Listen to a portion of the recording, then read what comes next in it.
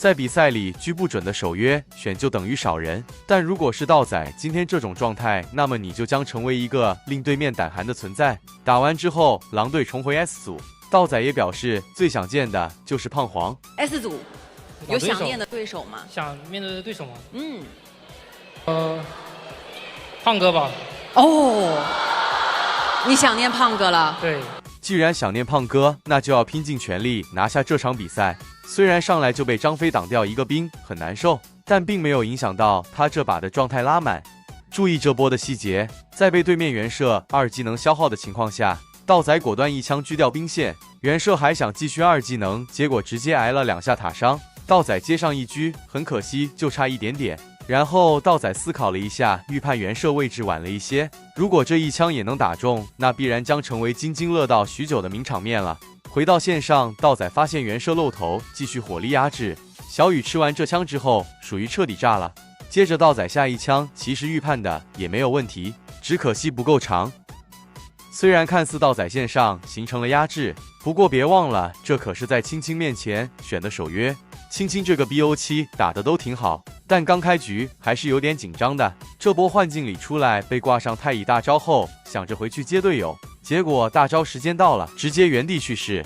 5分多鐘，經濟落後900多，狼隊仍然決定進紅區。道仔第一槍狙中張飛，第二槍直接精準命中袁紹，最關鍵的是第三槍命中曹操。很顯然，無言對守約的傷害沒有預警，導致直接被秒。但在無言陣亡之後，快手眾人忽然發現一個殘血太乙在臉上晃，句號原地彷徨了一下，還以為他是勾引，但小地圖看見狂鐵位置後，果斷撲了上去。幸不但白送了這個頭，還害得想來支援他的青青被海月拉走，白給了。狼隊回到 S 組後，如果想走得更遠性的狀態，必須要盡快調整。這個大場就他出的問題最多。這波打完，快手依舊領先900經濟。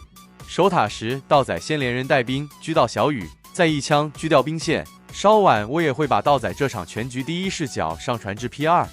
8分鐘，道仔第2個大劍破曉到手，傷害已經非常可觀，一槍打海月近一半血。但場上的天平開始真正傾斜，源自於這一波。快手這波進紅打得好好的 ，buff 成功搶了下來，且給到了射手。可就在一切順利的時候，大家看這個畫面裡是不是少人了？這4人拉視野一看，怕是要破防了。嘉豪邊路一個人去單切有金身，有太乙給復活的子換，實在是太有才了。換策劃來都不會掉這麼隨意的點。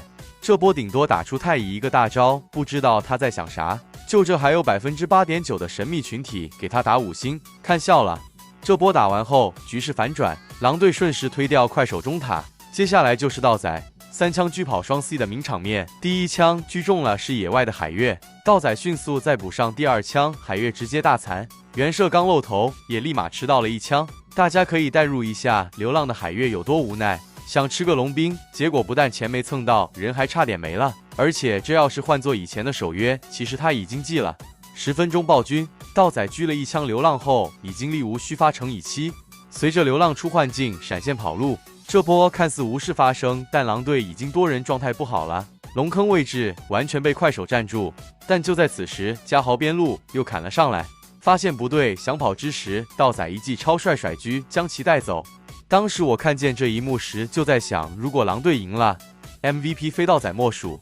由於道仔出色的手感，可以看到婉婉也是把蓝讓給了他。接下來的主宰團，道仔又是一狙命中小雨。玩守約並不是不能狙臉上的人，而是你要在能狙中的前提下，保證有大能隨時逃跑。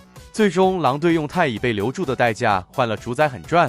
而最後一波，與其說狼隊打得好，不如說快手打得有多爛。本來句號被先手後，張飛反開打得很好。快手在擊殺太乙後，句號沒狀態，選擇去中路請線，但張飛又忽然跳了進去，看似拍到多人，但實則曹操大招已經結束，老虎第一時間不在，最終全變成了阿古朵和守約的靶子。